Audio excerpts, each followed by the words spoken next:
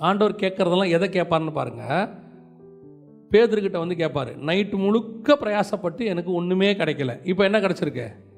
2 boat நிறைய மீன் கிடச்சிருக்கு. இப்போ கர்த்தர் சொல்கிறாரு, அதை விட்டுரும்பார்.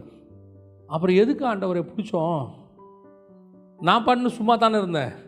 அப்போ அந்த போட்டில் காலியாக தானே இருந்துச்சு. நான் ஒரு மனநிலையில் நமக்கு இன்றைக்கி ஒன்றும் கிடைக்கலன்ற முடிவுக்கு நான் வந்துட்டேன். சும்மா இருந்தவனை கூப்பிட்டு உள்ள போட்டை தள்ளுன்னு சொல்லி, லெஃப்டில் வேணா ரைட்டில் போடுன்னு சொல்லி போட்டு எடுத்து 2 போட்டு நிறைய வந்து அப்படியே அமிழத்தக்கதாக வந்து, ஆஹா 2 போட்டையும் சேர்த்தோம்னா 50 லட்ச ரூபா தேரும்டா, லைஃப்பில் செட்டில் ஆயிடலாம், மனைவிக்கு வீடு கட்டிடலாம், மாமியாருக்கு ஒரு பட்டுப்புடவை வாங்கி கொடுத்துடலான்னு கனவோட கரைக்கு வரும்போது விட்டுட்டு வான்னு சொன்னால் எப்படி இருக்கும்? யோசிச்சு பாருங்க. இதுக்கு எதுக்கு எனக்கு கொடுத்தீங்க? நீ அழியாத உலகத்துக்கு போகிற, மனுஷனை பிடிக்கிறவனா மாற்ற போகிறேன்.